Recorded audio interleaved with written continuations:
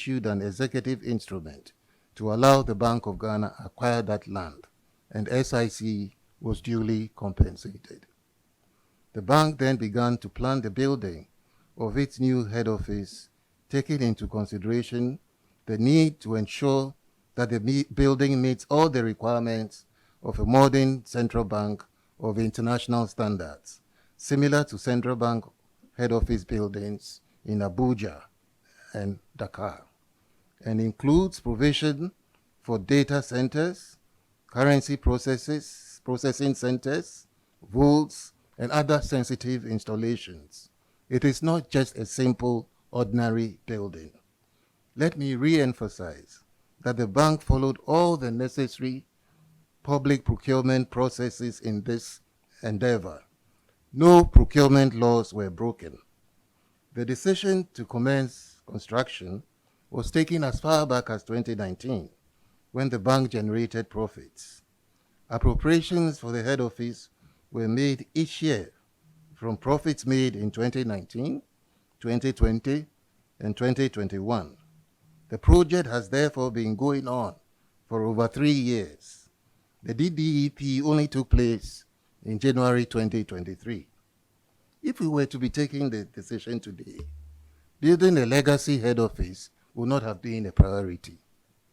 However, this is a project that has been running for 3 years and about 50% complete.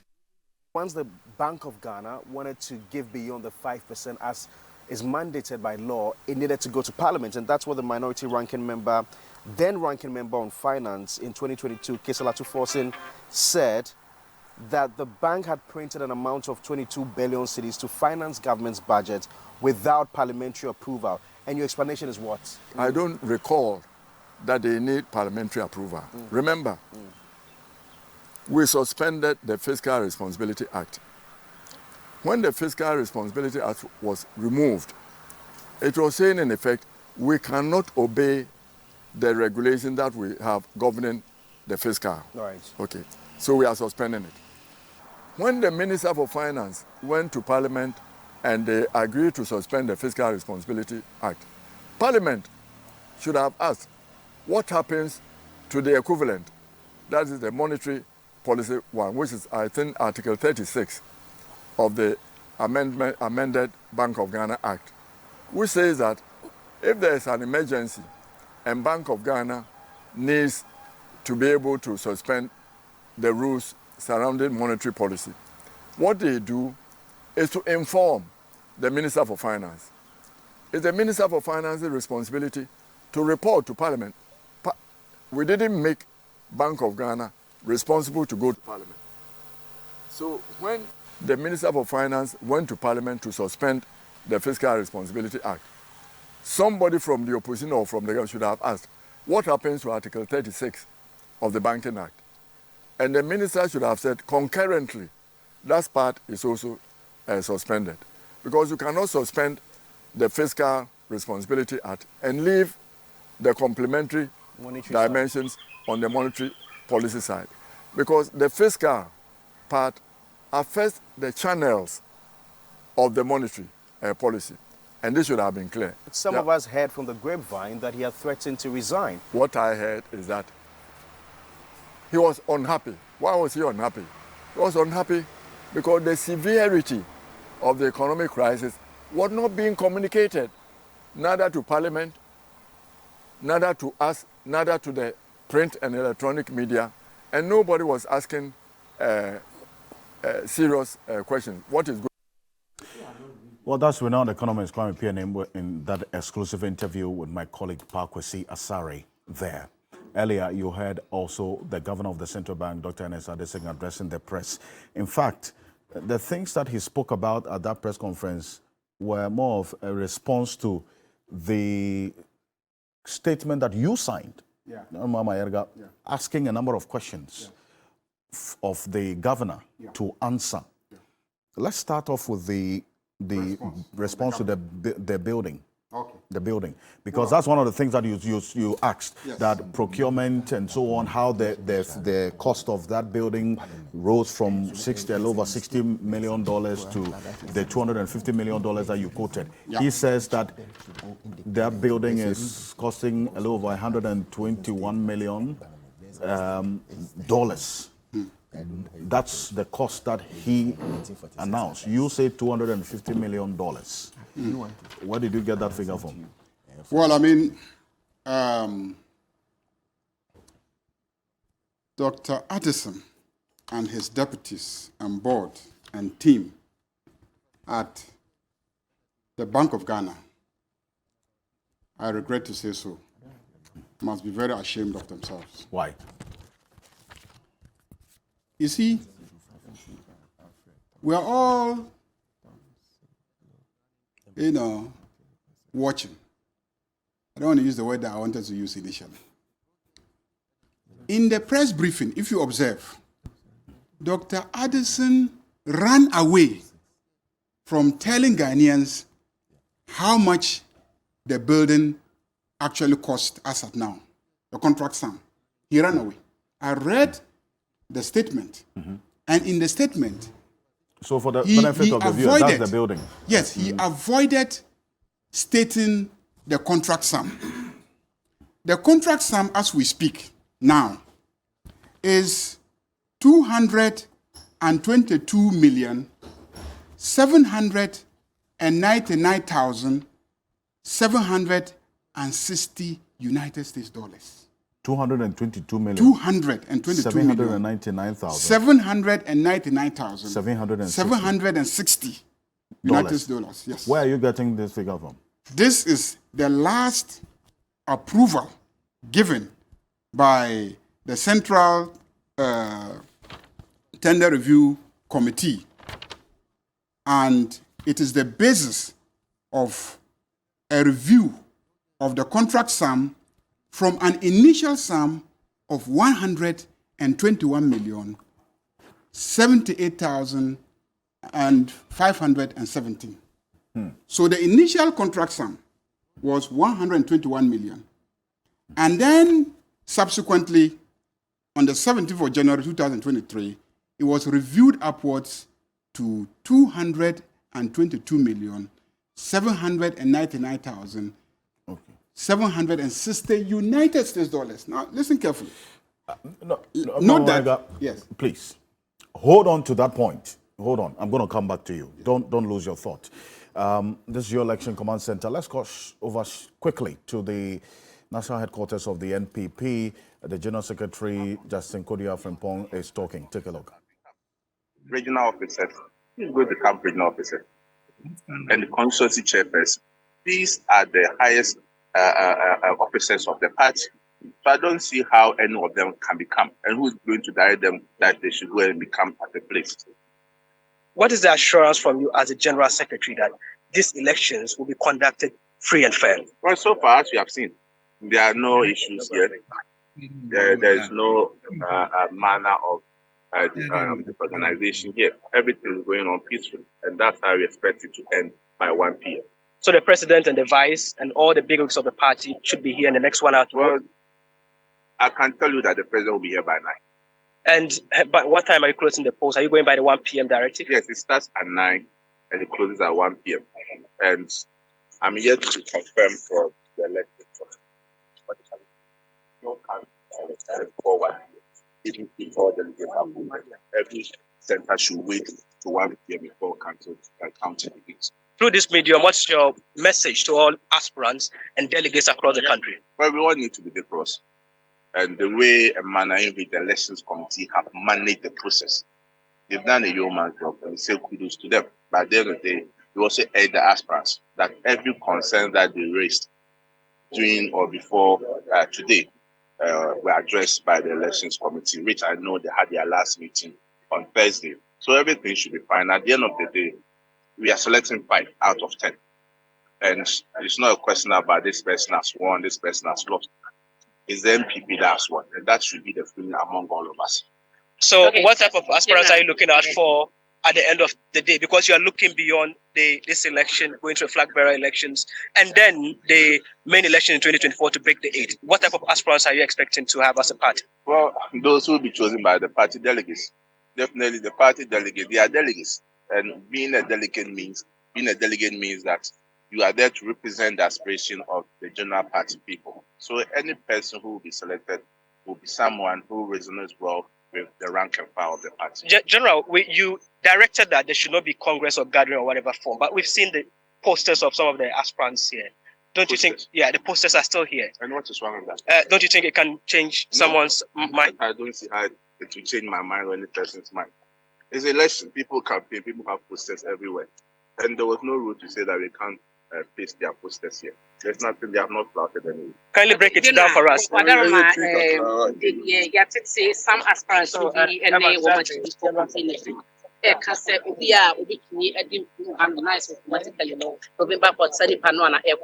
it is already in the public domain. Now can to that effect. Well, let's be an strategy.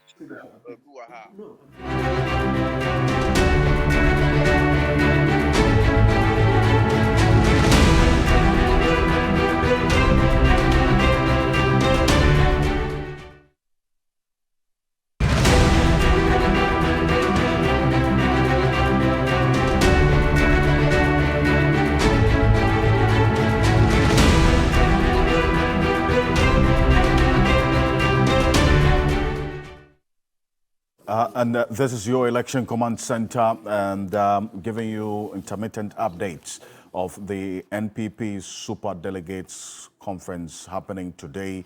Some 961 super delegates have the responsibility of reducing the number of flag bearer aspirants from 10 to 5, as per the NPP's Constitution, Article 19, Clause 3, after the 2017 presidential aspirants.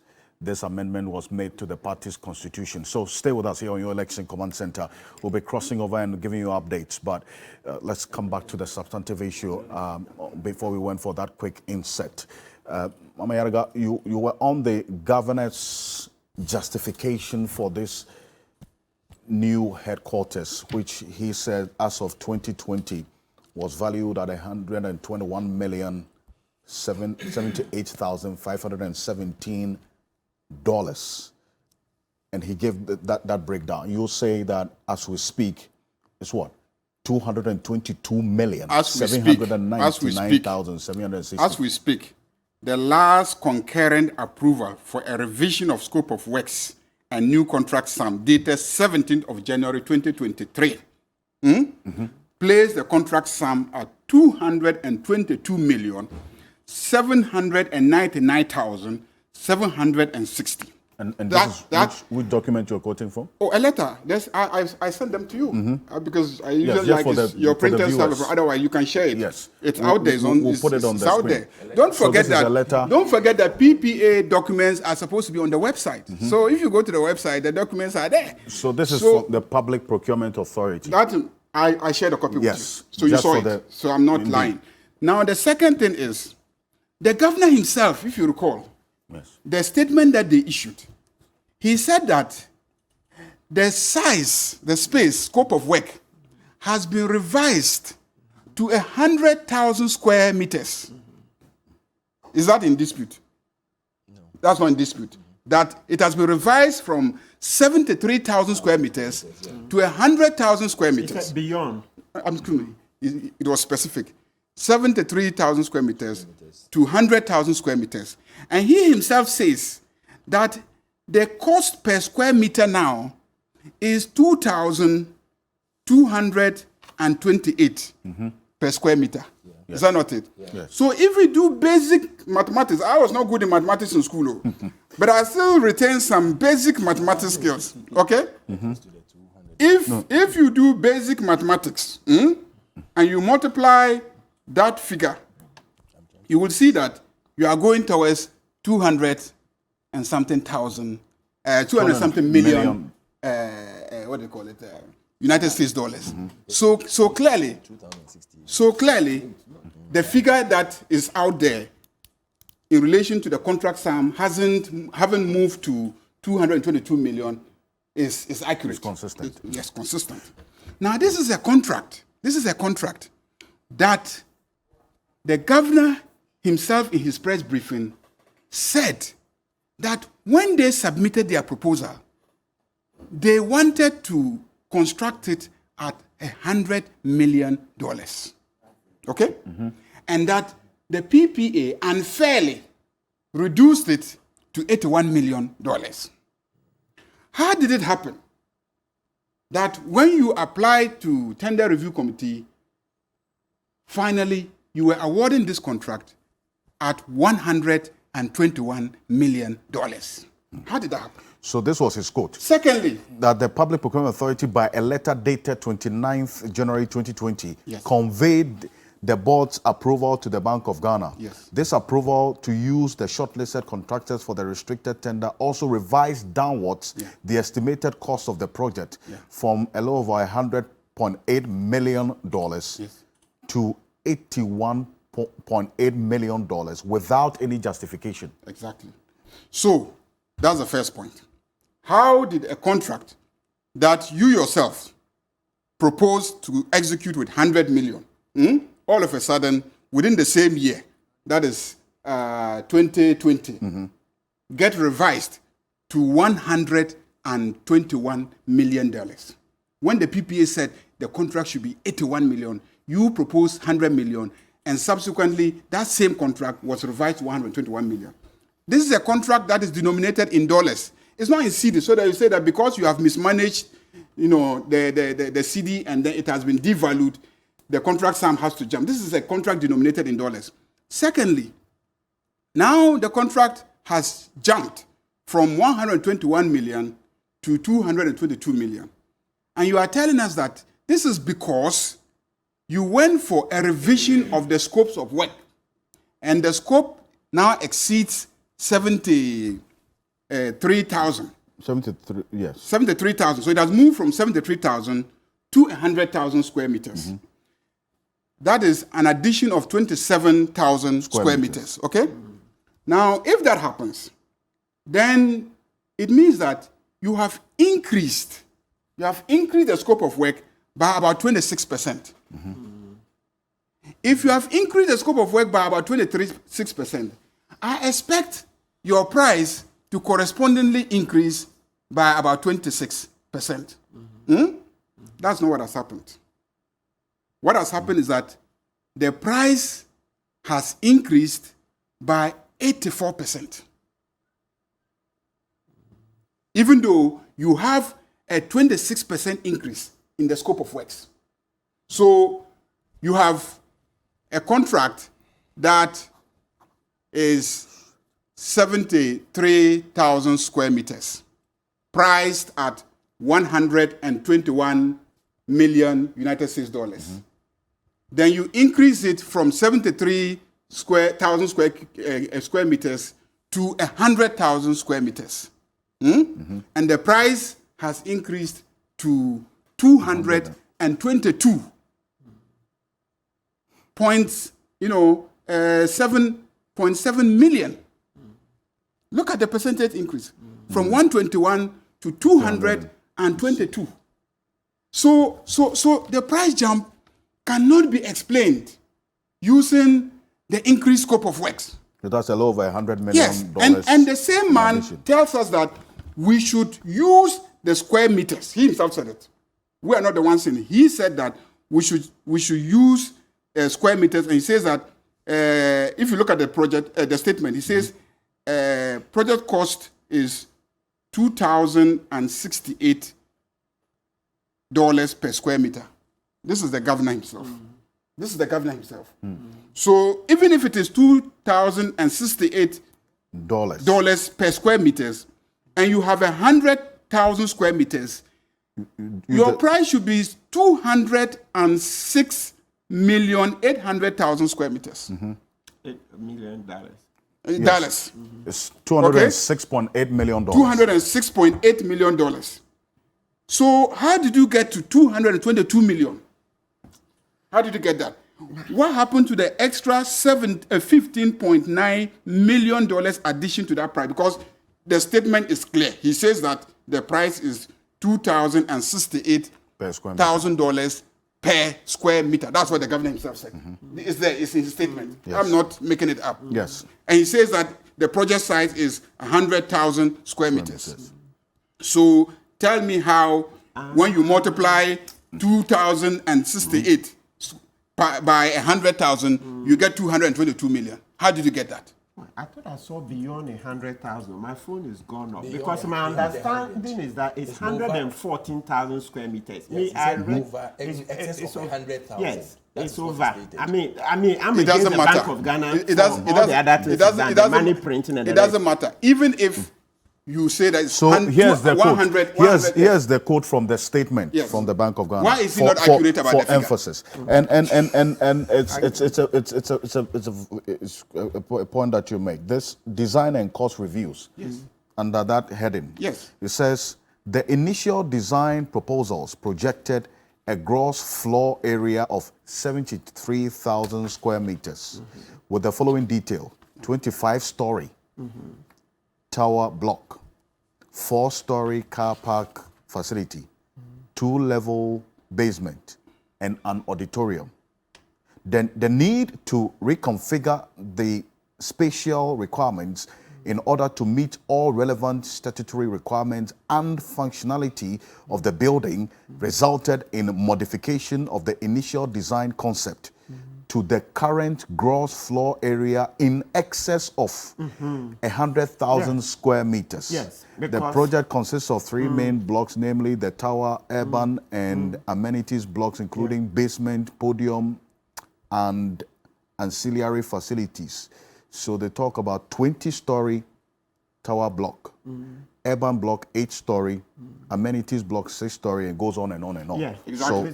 So, So the point really is, why hasn't he told us specifically how many square meters yeah, it's about is the building? 114,000. So I've seen people who even are if close to even it. if you took 114,000 square meters, okay, it is obvious that the percentage increase in square meters does not correspond to the percentage increase in the price.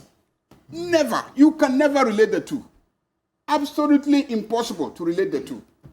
And that is why he is careful in his statement. He has nowhere in the statement given us the recent revised price of the project. And that is a major issue. So this the $121 million that he quoted is as of 2020. 2020, that was the contract award sum. So as of 2023, When this is he it. himself says that the project was revised, the scope was revised in excess of 100,000 square meters, he refuses to give us the total sum of the project. That is because he is hiding something. He is shy, he is embarrassed, he is ashamed to mention the actual contract sum in his own statement. So he tells us that, the contract sum, what they call it, it is 2,068, 1,000 square meters, and it is in excess of 100,000 square meters. How many square meters is it? So that we can multiply your $2,068,000 by that figure to arrive at the current contract sum. Because we are also holding letters from the Ministry of Finance Tender Review Committee that has approved a revision of the scope and then a corresponding revision of the price to above 222.7 million United States dollars for the same project that you yourself conceived initially to use 100 million, and which PPA told you that you should use only 81 million. we'll come And you back think to that this. we are satisfied with your explanation and that you have explained it sufficiently? There's more. We'll come There are back to other it because issues, there and are I have a other tall questions list of- that you I have a raised. tall list of issues. Don't lose your thoughts because I'll come back to lawyer Martin Bebo as well. Let's cross over to the NPP headquarters, Director of Elections of the that's the Electoral Commission. I beg your pardon. That's Dr. Sribo Kweko is talking. Take a look.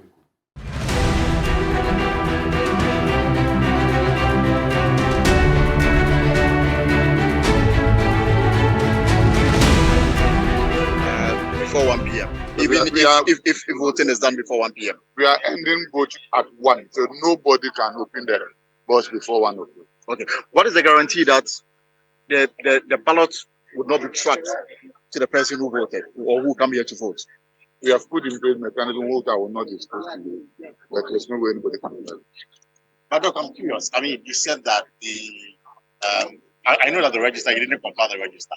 In the event that some individuals come here and they are unable to find their name in the register, how do you resolve the matter? They're unable. Yeah, unable, of course. I mean, there are problems with the register. They are not part of the voting. And what's the process for proxy voting? They apply to the party, so they have indicated on the register those who are voting by proxy. So assuming you are a delegate, if you are not a delegate, you cannot accept proxy. So if you are the person who is to vote the proxy, it will mean that you can be clear for two at a time. So you vote for yourself and you vote for the proxy. Again, that clarity. If you're not a delegate, you cannot be appointed as a proxy. Okay. If you qualify to vote, that's the law. If you are not a voter, you cannot vote for proxy. Which of the regions has the highest or the least, or in the numbers of the numbers of delegates on their register from the top? I know the head office here is 202, and the least is Northeast 29. All right, thank you very much, Doctor. It becomes necessary.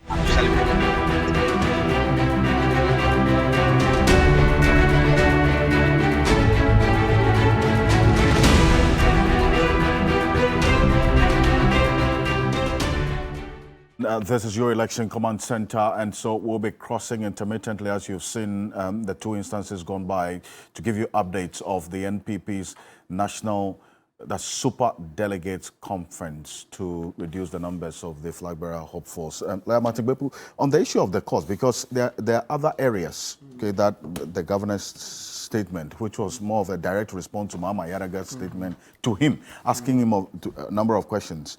That element of the percentage analysis, if you look at it, if at the time the initial square meters of this particular project as communicated was 73,000, and at that time the estimated cost of the project was 121 million. Let's go with your figure of, say, 114,000 square meters, the revised square meter size. Now we're hearing 200, in fact, we're seeing in a letter, which I also have a copy of, some $222,799,760. That's a jump of over $100 million with just an increase in the square meters of just about 20 to 30,000 square meter increase. Does that not raise fundamental questions about a lot more clarity as to how the cost increased from this 121 to a little over 220 million, as we're seeing now, if you compare that to the increase in the square meter size of 73,000 to 114,000 square meters? Okay, absolutely, Mr. Okansi. So, meaning that, as for explanations, yes, more explanations will help immensely, right? Yes, more explanations will help.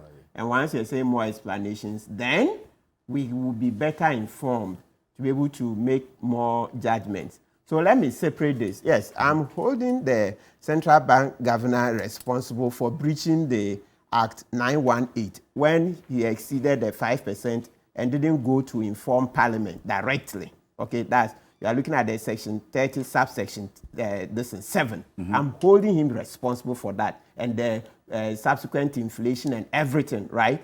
So, but it doesn't look like there will be more time to discuss that.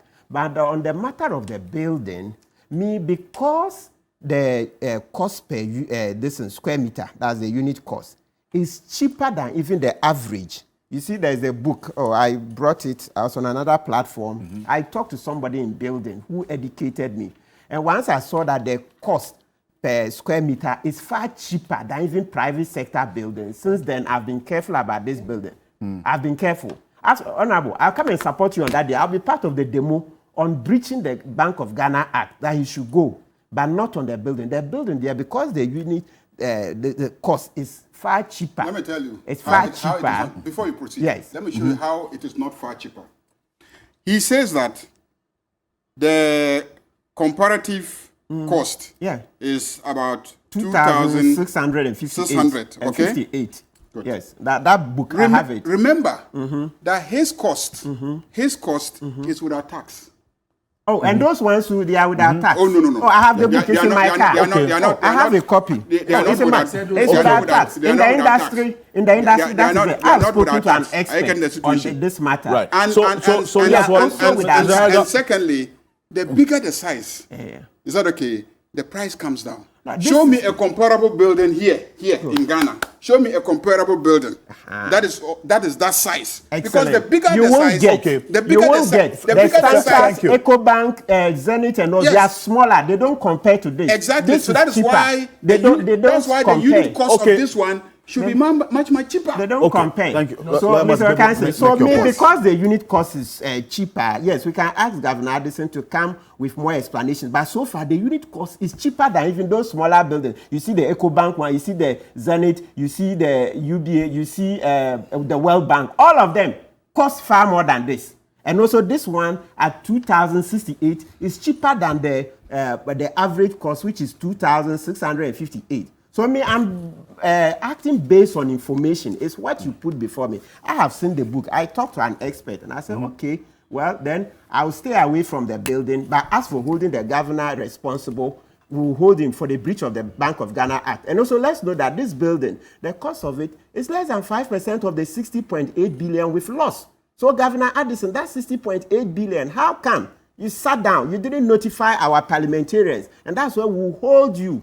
Giving last year he gave government what 40-something billion. Even if you use the lowest one, 42 or 40, it exceeds more than 5% of the previous year's revenue. The previous year we raised about 47 billion. I think last year we raised 75 billion. The previous year it was about 67 or thereabout. But giving 40-something billion in 2022 to government is far in excess of 5% of the previous year's revenue.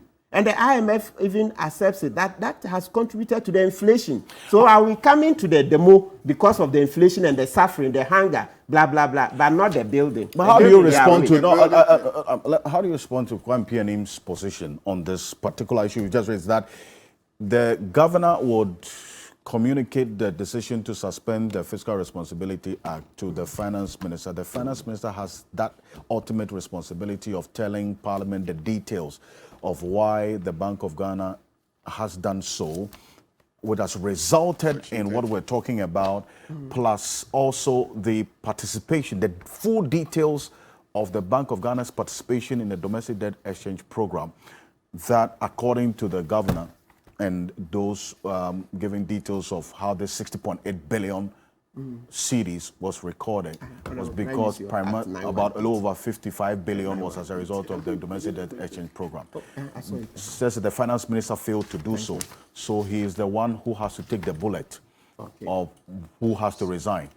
You would answer that question. Let's cross over quickly to the Ashanti region. Briefly, to the Ashanti region, my colleague William Evans Inkum is at the polling center in the Ashanti region, KNUST Law Faculty. Let's cross over and hear from him. Well, so Alfred, a very good morning to you. We are live from the Faculty of Law here at the Kwame Nkrumah University of Science and Technology. Of course, it's a big day for the ruling New Patriotic Party. This is the special delegate Congress. And over here, we're expecting approximately 119 delegates. And of course, they are coming from 47 constituency chairmen. We also understand that we have 43 MPs. And of course, we also have some numbers coming from the regional executives. I understand it's 17. Then we also have the National Council and of course, founding fathers. So they form the approximately 119 delegates who are supposed to go through the process here. I can tell you that voting has started in earnest. And of course, you have to go through some attention to that security processes before you can get to the main polling station. So from coming here, what I realized was that we have about 3 barricades and they're all being manned by the police. So you have to go through them. And at every checkpoint, you are, subjected to some level of rigorous, exercising before you go through each barricade. And just to ensure that there's absolute sanity as far as this particular process is concerned. even the delegate who was supposed to go through the process, you have to be subjected to some level of search before you go through the process. So far, it has been very smooth here from the Kwame Nkrumah University of Science and Technology. I'm unable to tell you as to how many people have so far voted, because it is only the delegates who are getting through the final stage to the polling center and then go through the process of voting. It is only the delegates. So as you can see, not even the media or journalists is allowed to enter. That is, if you have no business in there, you are not supposed to cross into the inner perimeter where the Electoral Commission, has mounted, a stage, or I'm talking about the materials for each delegate to go through the process. So currently, we have a number of MPs who are trooping in to go through the process. For instance, not too long ago, we saw the Member of Parliament for Trooping constituency, Eugene Boashi, just arrived together with the Member of Parliament for the Asante Achim North constituency and use Apia Kobe. So this is it. Well, you will have to be searched first, and exactly that is what we are saying here by the police, and nobody is exempted.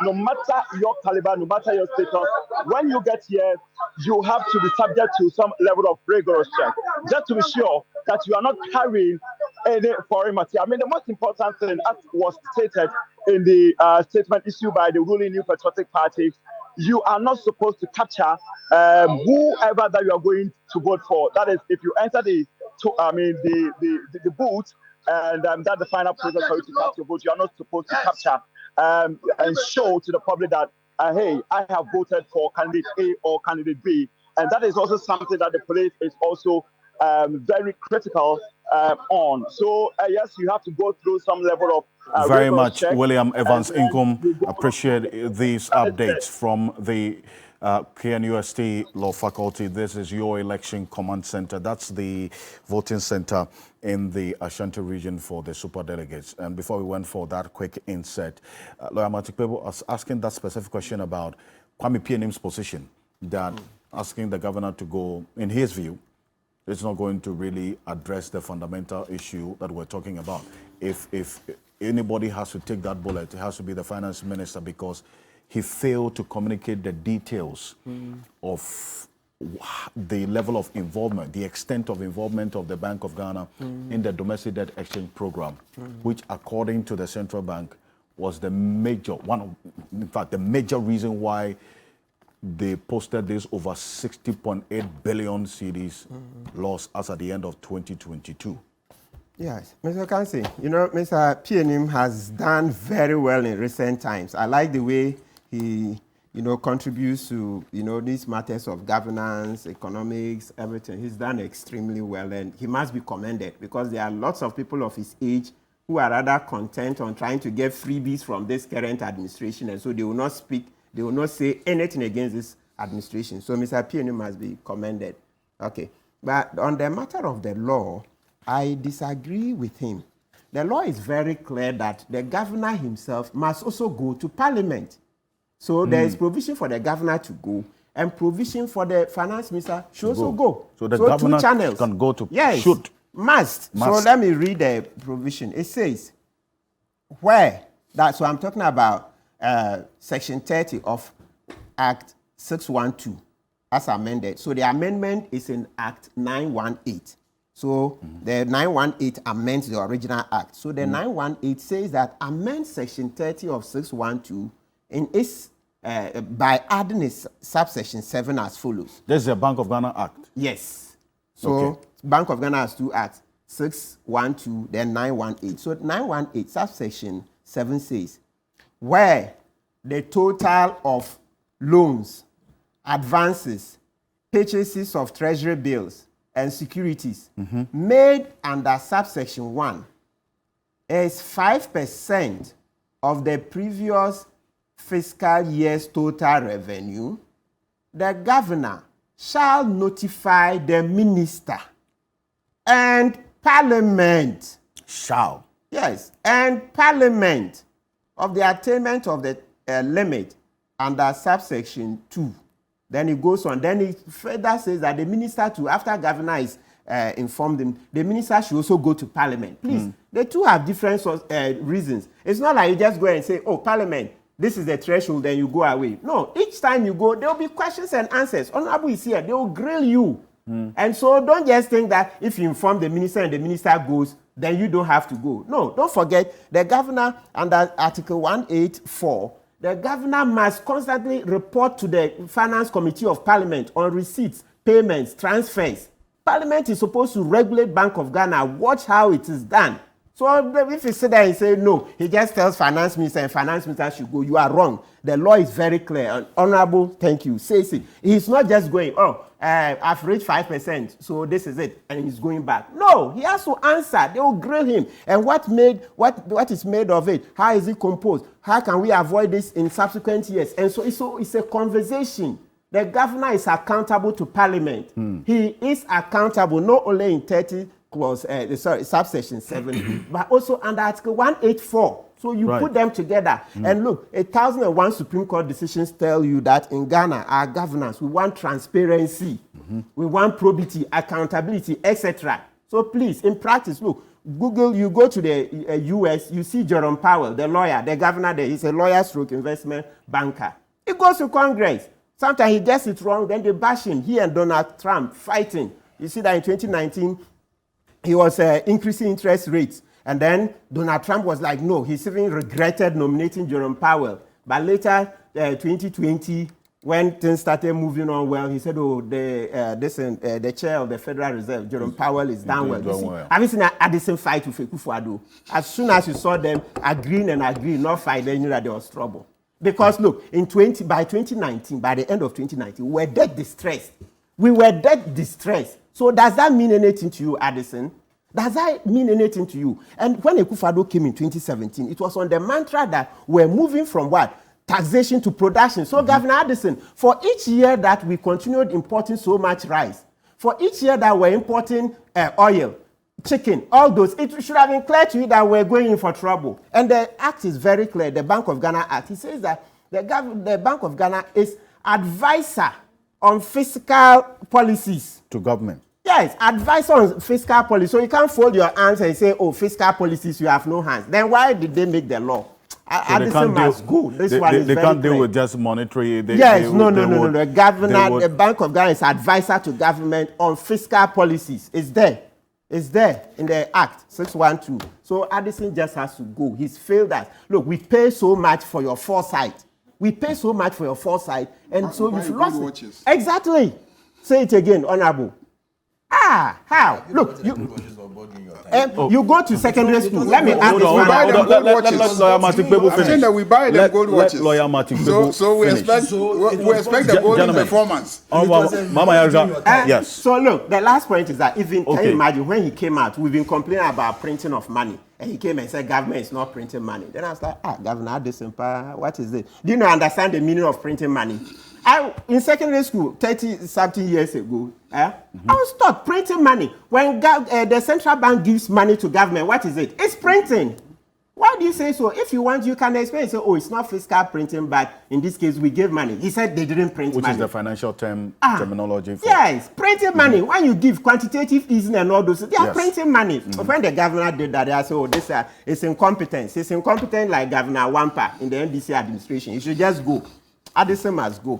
The incompetence is too much. Printing, common meaning of printing of money. You can't explain it well to citizens. You are busy telling, because when you even do that, you confuse secondary school, economic students about what the meaning of printing of money is. After their teacher has Exactly. Because that's where we learn. Mr. Thompson, so you as a former deputy managing director of the National Investment Bank, and you see how things are playing out, plus the responses of the governor of the central bank, which we have seen quite clearly that first of all, that figure giving for the building is as of 2020, 121 million. He didn't give any updates of the revised cost of the building as of today, 2023. Now we have a letter that gives details of what the building revised cost is as we speak. The total contract sum of $222,799,760 million. Plus this concern by Kwame Pianim. Let's deal with the building matter first, and then we'll go to the Kwame Pianim's position that Martin Kpebu vehemently disagree with. Mr. Thompson. Thank you. I think Honorable Ayaga dealt with the building and Martin dealt with it, so you have to give me enough time to deal with both of them. I'll start with the building first. First of all, I want to state categorically that NDC should see and know better than anybody else that with security and financial institutions, you have to be extra cautious and not just go on public display and rampage and say that, oh, because they are putting up a new building, because they are doing this or they are doing that, it means that there's something fishy or there's something wrong.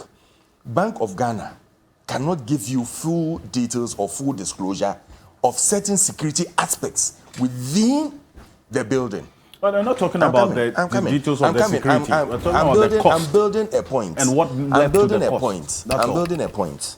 They cannot give you full details of certain security aspects within. And that is why you realize that even whilst they were looking at putting all these together, the companies involved were not given the full disclosure of what they are going to do and how much. And so it had to go back and forth. And that is why when you read Addison's statement, he had to go back to PPA to move it from the 81,000 to the 121 as stated.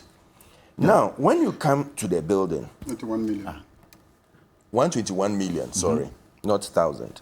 When you come to the building itself, you realize that it includes everything, machinery, everything that they are looking at, putting it in a movable state that when they move in, everything will be there. NDC was complaining. When they started going on the tangent that in this era that you are going to IMF, or we have gone to IMF, why put up this building? Then Governor Addison came to respond that, listen, this building did not start yesterday. It even started looking for a new building for the, for the head office. Started as far back as 1990. That was when they started seeking and sitting on board and approving.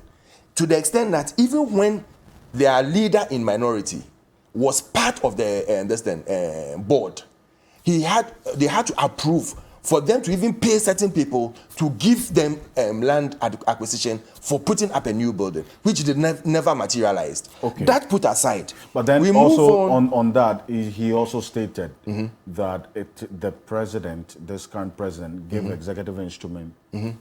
That's what I'm coming to. The purchase of this land. And that is a state land. SIC. Where this is. Yes. For the it used to be for of this land. Insurance company, state SIC. It used to be for SIC, and they had to purchase it to move this new place there. So it didn't go through all those the agents and all the other things that they had to go and pay some commission here and there, because whatever you go and do, once the executive approval. Once the agent goes, once the agent goes, you pay the agents. They have paid several agents under the NDC time. They paid several agents, and it's on record. You say it's several, not as if, how many? At least I know two, and once it's two or more, it's several. At least I know two, and once you have two or more, it's several. So they cannot come out and come and play the holy arts thou here. Even in their time, when they were looking for this head office, and when things were so difficult that they went to IMF, they built a hospital. They built two executive houses, one in Takrady, one in Tamale, for the governor and his the bank. So what are they talking about? Let us not behave this way. And that is why I keep on, it hurts me when NDC of all people who should know, being led by someone who has been a deputy finance minister, should know better than what they are doing. It is sad. It is very, very, very sad. And they should stop that. During that period that they built these projects that you made reference to. They built the hospital. When they went to IMF, they built the hospital. They built a guest house in Takrady, executive one, and another guest house in Tamale. What was the state of the central bank at the time? At that time, it was in a state that they had to go to IMF. No, when they took over, let me give you analysis. Let me give you analysis. You want to know the state? What was the state of the central bank at the time when the Bank of Ghana Hospital was built and okay, the so guest now houses. you want me to come into the 5%. Let me give you the analysis. I will ask the specific. Were they posting losses or profit? And when the central bank started putting up this building, was it posting losses? When they started 3 or 4 years ago, were they posting losses? Governor They were not posting losses.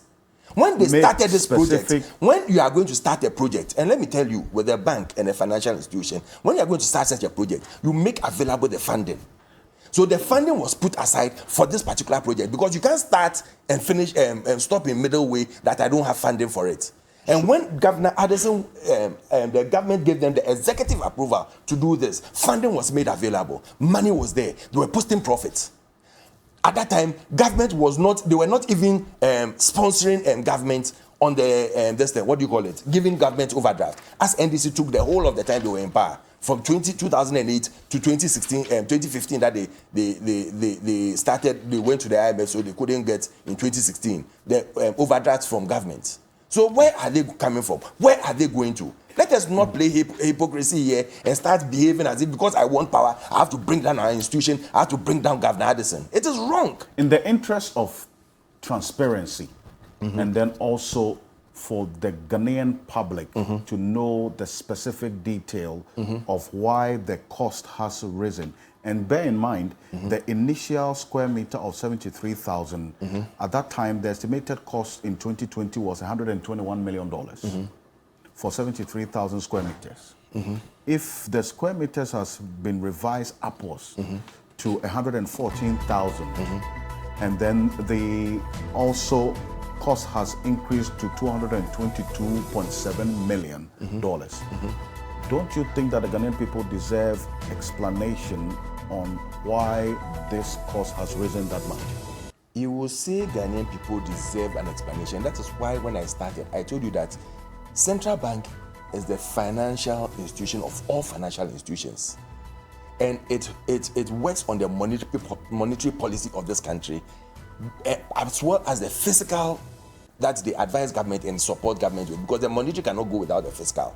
2, it's a security institution that is supposed to address and look at certain things that are quite critical to the growth and stability of this nation.